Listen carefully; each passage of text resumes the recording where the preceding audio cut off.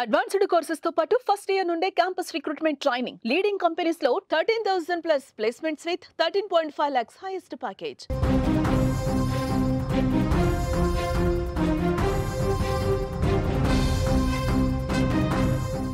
Breaking news చూస్తున్నాం. విజయవాడలోని విశ్రాంత ఇంజనీర్ హత్యలో దొరకని నిందితులు బంగారం డబ్బుతో పాటు ఆస్తి పత్రాలు కాజేసిన కిలాడి లేడీ.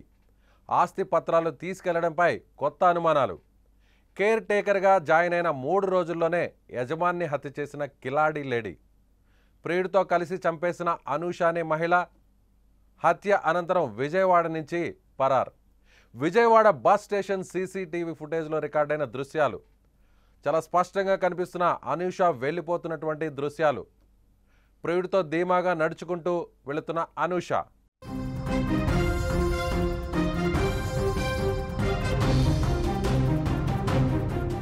విజయవాడలోని విశ్రాంత ఇంజనీర్ వెంకటరామారావు హత్య కేసు సంచలనంగా మారింది. వెంకటరామారావు తల్లిని చూసుకునేందుకు వచ్చిన కేర్ టేకర్ ప్రియుడితో కలిసి అతన్ని చంపేసింది. అనంతరం విజయవాడ నుంచి పరారైంది. హత్య తర్వాత విజయవాడ బస్ స్టేషన్లో ఆమె వచ్చిన దృశ్యాలు సోషల్ మీడియాలో రికార్డయ్యాయి. ప్రియుడితో కలిసి ఏమీ తెలియనట్టు అమాయకంగా నడిచి వెళ్తుపోతుంది.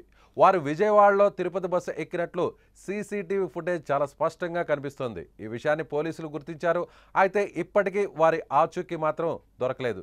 సెంట్రల్ ఏసీపీ దామోదర్ ఆధ్వర్యంలో 2 ప్రత్యేక బృందాలతో అనూష, ఆమె ప్రియుడి కోసం ఉపేంద్ర కోసం గాలింపు కొనసాగుతోంది. అయితే డబ్బు, బంగారంతో పాటు ఆస్తి పత్రాలు ఆమె తీసుకెళ్లడంపై అనేక అనుమానాలు వ్యక్తమవుతున్నాయి. మృతుడికి ఆస్తి వివాదాలు ఏమైనా ఉన్నాయా, బంధువుల పాత్ర ఏమైనా ఉందా అనే కోణంలో పోలీసులు ఇప్పుడు దర్యాప్తు చేస్తున్నారు.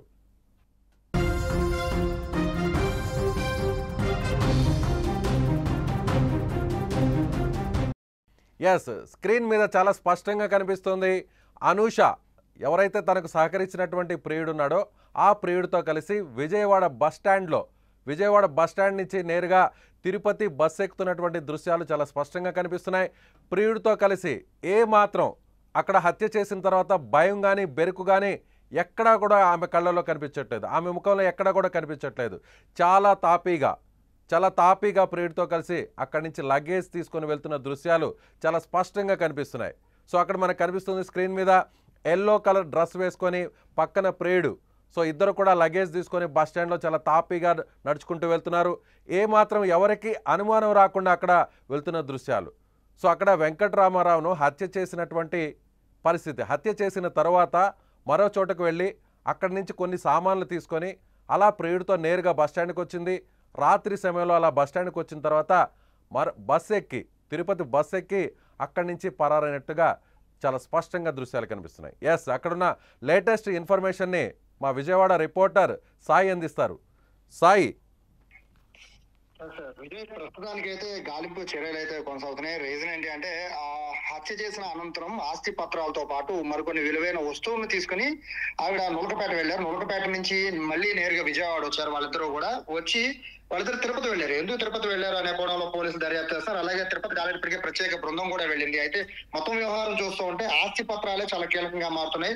బేసిక్గా అంటే ఇంట్లో కేర్ టేకర్ గా 4 రోజుల క్రితం ఆవిడ జాయిన్ అయిన తల్లి సరస్వతి, ఆవిడ వయసు 92 ఏళ్ళు.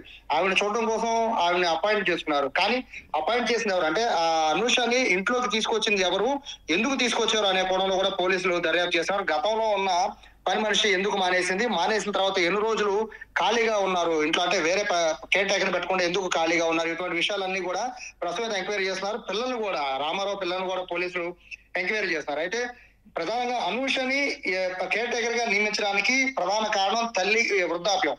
అయితే కేర్ టేకర్ గా అనూషని సెలెక్ట్ చేసింది ఎవరు రిఫర్ చేశారు, వెంకటరామారావు ఫ్యామిలీకి రిఫర్ చేసింది ఎవరు, ఈ కోణంలో పోలీసులు దర్యాప్తు చేస్తున్నారు. ఎందుకంటే బేసిక్ గా ఇంట్లో హత్య జరిగింది అంటే ఇంట్లో ఉన్న బంగారాన్ని బేసిక్ గా దోచుకుపోవడం అనేది వింటూ ఉంటాం. కానీ ఆస్తి పత్రాలు, అది కూడా బీరువా లోపల దాచిపెట్టిన ఆస్తి పత్రాలను తీసుకురావడం అనేది ఇప్పుడు ప్రధానంగా పోలీసుల ఎంక్వైరీలో తెలుస్తుంది. అయితే ఈ అనూష గురించి కూడా పోలీసులు ఎంక్వైరీ చేస్తూ ఉంటే అనూషది తెలంగాణలో సిద్దిపేట అన్నట్టుగా పోలీసులు విచారణలో తేలింది. అలాగే సిద్దిపేటకి సంబంధించి ఆవిడ గతంలో అక్కడ సిద్దిపేటకు సంబంధించిన మరొక వ్యక్తిని పెళ్లి చేసుకున్నారు. అయితే కొన్ని రోజులుగా వాళ్ళిద్దరు కూడా దూరంగా ఉంటుంటే ఖమ్మం జిల్లాకు చెందిన ఉపేందర్ తో కొంతకాలంగా సన్నిహితం ఉండడం, ఇద్దరు కూడా గుంటూరు చెందిన నూకపేటలో వాళ్ళిద్దరూ విడిగా కాపురం ఉండడం, అలాగే గుంటూరు నుంచి విజయవాడ రావడం, విజయవాడలో వెంకటరామారావు ఇంట్లో చేరడం, ఇదంతా కూడా ఒక పథకం ప్రకారమే ఇదంతా ప్లాన్ చేసుకునే ఈ హత్య జరిగిందా అనేది కూడా పోలీసులు అనుమానిస్తున్నారు. ఇక్కడ ప్రధానంగా పోలీసుల అనుమానానికి ప్రధాన కారణం మధ్యాహ్నం ఇంటిలో నుంచి బయటికి వెళ్లిన అనూష, అంటే హత్య జరిగిన రోజు ఇంట్లో నుంచి వెళ్ళిన అనూష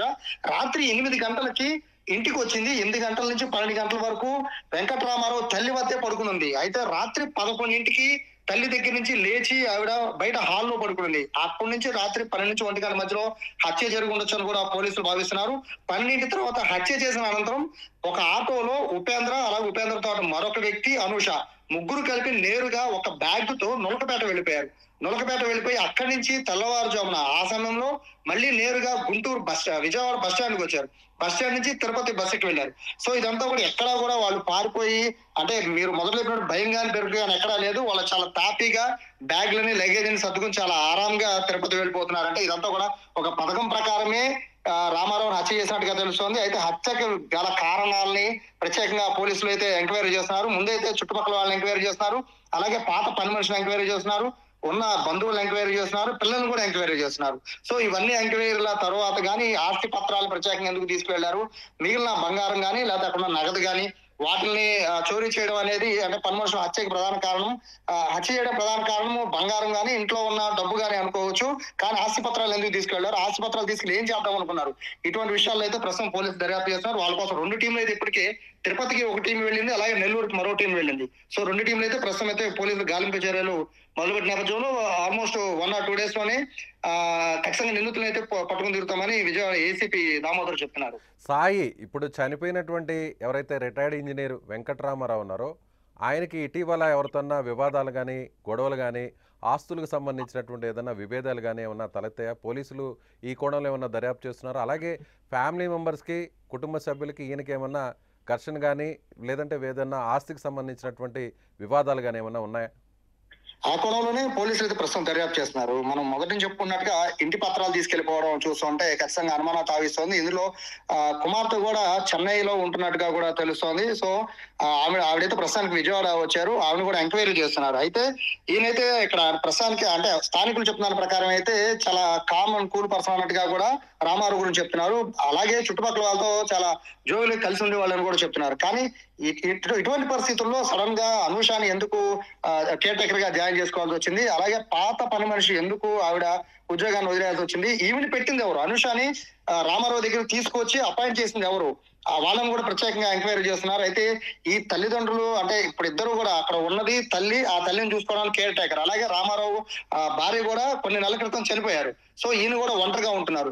ఇవన్నీ గమనించి ఎవరైనా రామారావుని హత్య చేయడానికి, పథకం ప్రకారమే హత్య చేయడానికి అనూషను రంగంలో దింపారా, లేదా అనూష ఇంట్లో జాయిన్ అయిన తర్వాత 3 రోజుల తర్వాత ఇంట్లో ఉన్న పరిస్థితిని రామారావు ఒంటరిగా ఉంటున్నాడు కాబట్టి, అలాగే వృద్ధురాలైన తల్లి కూడా పెద్దగా, అంటే ఏమన్నా హత్యాయత్నం కానీ లేకపోతే ఇంట్లో ఏమైనా దొంగతనం జరిగినా ఆవిడ పెద్దగా గుర్తుపట్టదు, సహకరించదు పోలీసులు కానీ కోణంలో ఏమన్నా అనూషనే ప్లాన్ చేసుకుని ఇంట్లో ఉన్న వస్తువులన్నీ తీసుకెళ్లిపోవడానికి, ఇంట్లో ఉన్న వస్తువులతో పాటు అందులో ఉన్న ఆస్తి పత్రాలు కూడా తీసుకెళ్లిపోయిందా, అంటే కోఇన్సిడెన్స్ గా, అంటే బీరువాలో ఉన్న వస్తువులన్నింటినీ కూడా బేసిక్ గా దొంగతనం చేసినప్పుడు ఎన్ని వస్తువులు ఉంటే అన్ని వస్తువులు పట్టుకెళ్ళిపోతూ ఉంటాం. అయితే కావాలని ఆస్తి పత్రాల గురించి తెలిసి తీసుకెళ్ళిందా, లేకపోతే దొంగతనం చేయడంలో భాగంగా ఆస్తి పత్రాలను కూడా తీసుకెళ్లిపోయిందా, ఇటువంటి విషయాలపైనే ప్రస్తుతం పోలీసులు ఎంక్వైరీ చేస్తున్నారు. కానీ ఇంటికి వచ్చిన 3 రోజుల తరువాత క్లారిటీగా ఇంట్లో ఎవరు లేరు, దొంగతనం చేసినా హత్య చేసినా ఎవరు కనిపెట్టలేరు, గుర్తుపట్టలేరు అనే విధంగా అనూష ప్లాన్ ప్రకారమే ఈ హత్య చేసి ఉందా అనేది కూడా పోలీసులు దర్యాప్తు చేస్తున్న నేపథ్యంలో అనూషని కానీ ఉపేంద్రని కానీ ఇద్దరులో ఎవరు దొరికినా కూడా ఈ హత్యకి సంబంధించి ఒక క్లారిటీ వచ్చే అవకాశం ఉంది. ప్రస్తుతానికి అయితే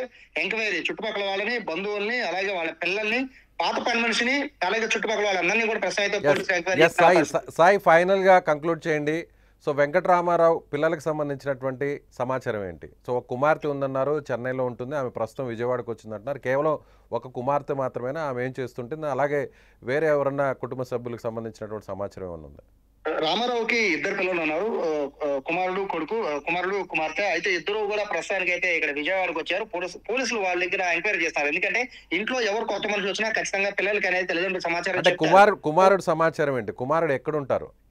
హైదరాబాద్ లో కుమారుడు ఉంటున్నాడు. అయితే అతను కూడా చెన్నైలో కుమార్తె ఉంటుంది, హైదరాబాద్ లో కుమారుడు ఉంటున్నారు. ఇద్దరికి రామారావు చనిపోయిన విషయాన్ని చెప్పిన తర్వాత వాళ్ళిద్దరు వచ్చారు. అయితే రామారావు ఈ అనూష గురించి అంటే మృతుడు రామారావు అనూషను అపాయింట్ చేసిన విషయం ఇద్దరికి తెలుసా లేదా అనేది కూడా ప్రస్తుతం పోలీసులు ఎంక్వైరీ చేస్తున్నారు. ఎందుకంటే ఖచ్చితంగా చెప్పే ఉంటారు, ఇలా కొత్త మనం ఇంట్లో కేర్ టేకర్ తీసుకుంటున్నాం, నాన్నమ్మ కోసం తీసుకుంటాం అని ఖచ్చితంగా చెప్పే ఉంటారు. కాబట్టి ఎటువంటి వివరాలు చెప్పారు, అలాగే ఆవిడ గురించి చేసిన ఎంక్వైరీ ఏంటి, అలాగే వీళ్ళు గతంలో కేర్ టేకర్ గురించి మాట్లాడారా లేదా, ఈ విషయాలపైన కూడా ప్రస్తుతం అయితే పోలీసులు ఎంక్వైరీ చేస్తున్నారు.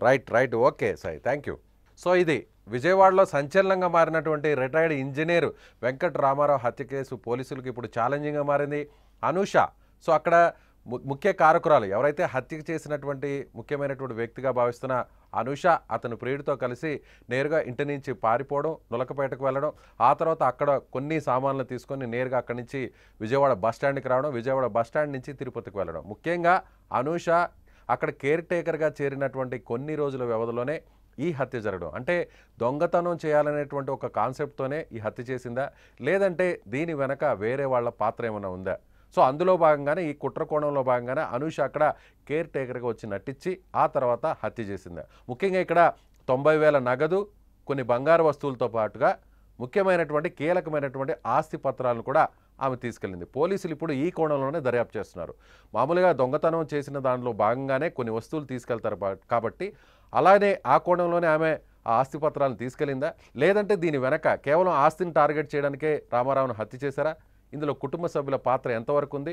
సో ఇదంతా కూడా కేర్ టేకర్గా అనూషాన్ని నియమించడానికి కుటుంబ సభ్యులకు తెలిసే నియమించారా, అసలు అనూషాన్ని నేరుగా తీసుకొచ్చి ఈ కుటుంబంలో కేర్ టేకర్గా ఎవరు పెట్టారు, ఆ మీడియేటర్ ఎవరు, ప్రీవియస్గా పనిచేస్తున్నటువంటి పని మనిషి కేర్ టేకర్ ఎందుకు మానేశారు? ఇలా అన్ని కోణాల్లో పోలీసులు దర్యాప్తు చేస్తున్నారు. మరికొన్ని రోజుల్లో దీని మీద ఒక స్పష్టత వచ్చే అవకాశం ఉంది. మీరేమనుకుంటున్నారు? సో అనూష పాత్ర గురించి, ముఖ్యంగా అనూష అక్కడ సీసీటీవీ ఫుటేజ్లో చాలా తాపీగా ఎలాంటి భయం బెరుకు లేకుండా నడుచుకుంటూ ప్రియుడితో కలిసి అక్కడ పారిపోవడం కూడా కాదు, తాపీగా హుందాగా నడుచుకుంటూ వెళ్తున్నటువంటి దృశ్యాలు ఇప్పుడు సుమన్ టీవీకి ఎక్స్క్లూజివ్గా దొరికాయి. సో ఈ దృశ్యాలు చూశాక మీకేమనిపిస్తుంది? హత్య చేసి నేరుగా అలా తాపీగా వెళ్తున్న ఆమె గురించి మీరేమనుకుంటున్నారు? కామెంట్ చేయండి.